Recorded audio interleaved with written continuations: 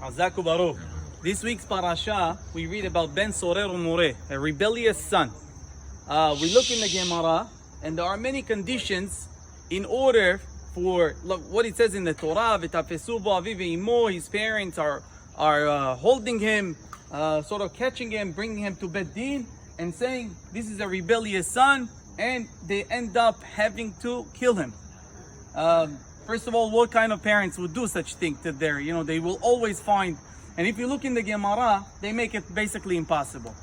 Just a note, our Torah, if we read it, just read the words, it sounds like a policy of ISIS, But Baruch Hashem, we have oral Torah that explains it. There is no such thing, teeth for teeth, eye for eye. It's all symbolic. Why? To tell people how important the thing is. Like, for example, Shemirat Shabbat. What HaKadosh Baruch Hu gives a very harsh punishment for breaking Shabbat. Why? Just to make us understand how important it is for Hashem Shabbat.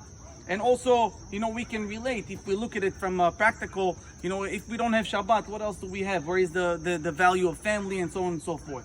Going back to the rebellious son, we see that the parents are taking him to the Bet Din, have to killing him. We know that it's not going to happen.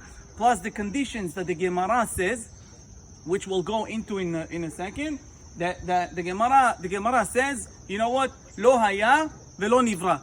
Never existed, never created. Like basically, so the Gemara is asking, so there is a whole part of the Torah speaking about this topic. What is it for? It tells you something very beautiful. Derosh bekabel sachar. What is derosh?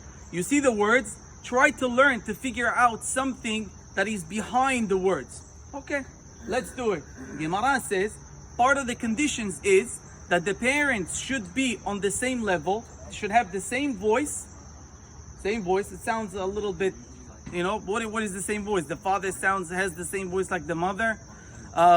Should be bekol b'mar'eh uvkoma. They should look alike. Okay, that maybe, people can look alike.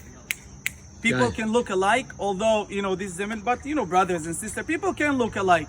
Or bekoma, like they should have the same height.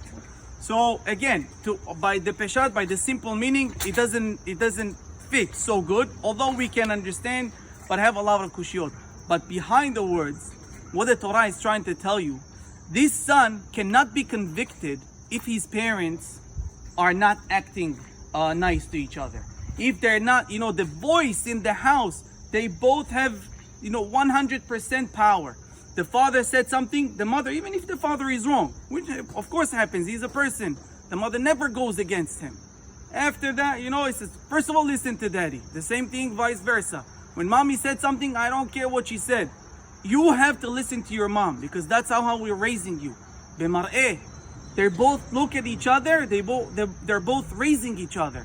Like, looking at each other in an important, this is my wife, this is a gift that Hashem gave me. The same thing, the wife and Bekoma, they don't feel, none of them feels that he is more than the other one. So we see here, this is the only way that the son can be convicted. Otherwise, whose fault is that? The parents' fault. So the Torah is actually teaching us, in order for us to have good children, we have to make sure that the parents are giving the right image, acting nicely to each other, and Be'ezrat Hashem bring up a beautiful family together. I wish you all Shabbat Shalom.